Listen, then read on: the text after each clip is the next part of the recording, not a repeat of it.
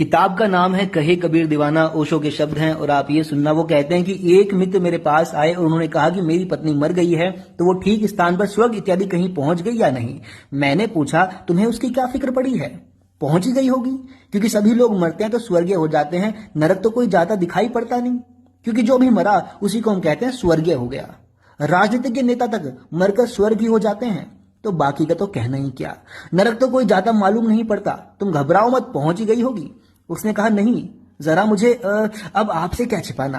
रात में सोता हूं तो मुझे लगता है कि वो कुछ खटर पटर करती, जैसे उसकी पहले भी आदत थी। देर तक उसको नींद नहीं आती थी तो कहीं कपड़ा निकाले, कहीं रखे, कहीं सामान बदले, कहीं फर्नीचर को फिर से जमाए। मुझे रात में ऐसा लगता है कुछ खटर पटर घर में होती है, तो मुझे ये डर लगता है कि कहीं प्रेत तो नहीं हो गई है। तो मैं आज 3 महीने से उस कमरे में सो नहीं रहा हूं। तुम्हारी पत्नी थी, प्रेम विवाह किया था, प्रेम विवाह किया था, अब मर गई तो इतने क्यों घबराते हो? इतना क्या डर? और तुम्हें तो खुश होना चाहिए कि प्रेत हो गई तो फिर मौजूद है कमरे में। कहने लगे क्षमा करो, ऐसे शब्द मत कहो, मैं घर छोड़ दूंगा। वैसे ही नहीं जा रहा हूं, ताला चाबी मार रखी है, लेकिन कभी भी जाता हूं तो मुझे शक होता है कि कमरे में कुछ हो रहा है।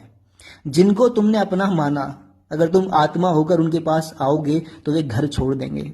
शरीर से ही सारा संबंध है, आत्मा का कोई संबंध ही नहीं है, और शरीर का ही सारा संसार है।